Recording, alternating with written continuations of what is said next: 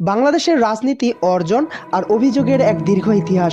স্বাধীনতার পর থেকে আজ পর্যন্ত যারা প্রধানমন্ত্রীর দায়িত্ব পালন করেছেন তাদের সময়ে দেশ এগিয়েছে এবং বিতর্কেও জড়িয়েছে।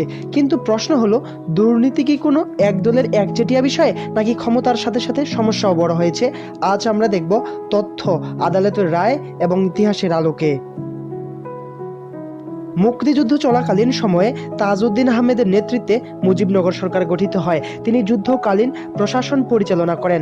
দুর্নীতির বড় কোনো অভিযোগ নেই। তার প্রধান চ্যালেঞ্জ ছিল যুদ্ধ ও রাষ্ট্র গঠন।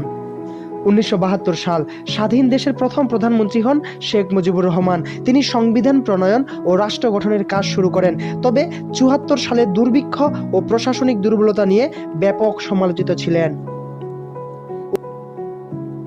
1975 সালের পট পরিবর্তনের পর মোহাম্মদ মনসুর আলী স্বল্প সময় দায়িত্ব পালন করেন।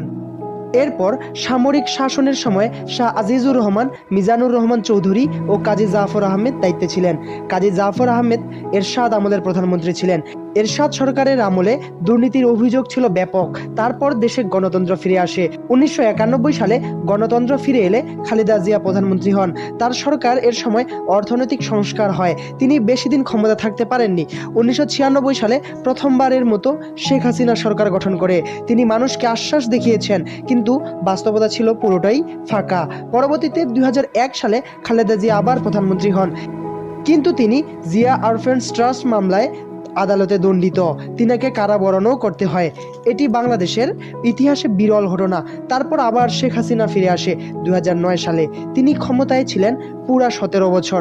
এ সময় তিনি উল্লেখযোগ্য কিছু কাজ করেছেন, যেমন মেট্রো রেল, পদ্মা সেতু, বিদ্যুৎ উৎপাদন বৃদ্ধি।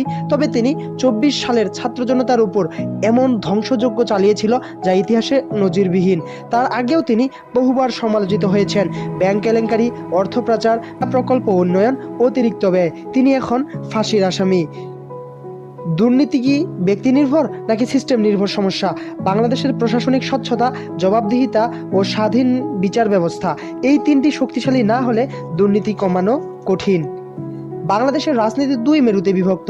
এক দল অন্য দলকে দোষ দেয়, কিন্তু জনগণের প্রশ্ন একটাই, দুর্নীতির শেষ কোথায়? উন্নয়ন চাই, কিন্তু স্বচ্ছ উন্নয়ন। ক্ষমতা চাই, শুধু জবাবদিহিতার সাথে। এই তথ্যের ভিত্তিতে দুর্নীতির তালিকার শীর্ষে বলা যায় শেখ হাসিনাকে। কারণ ঠিক তেমনি আওয়ামী লীগও গত 15 বছর ধরে বাংলাদেশকে ধ্বংসের মুখে ঠেলে দিয়েছে। কোটি কোটি টাকা লুটপাট করে দেশকে দেউলিয়া করে দিয়েছে। আমরা কোনো শক্তিশালী দেশের বিরুদ্ধে শক্ত হয়ে প্রতিহত করতে পারবো না। আক্রমণ তো পরের কথা।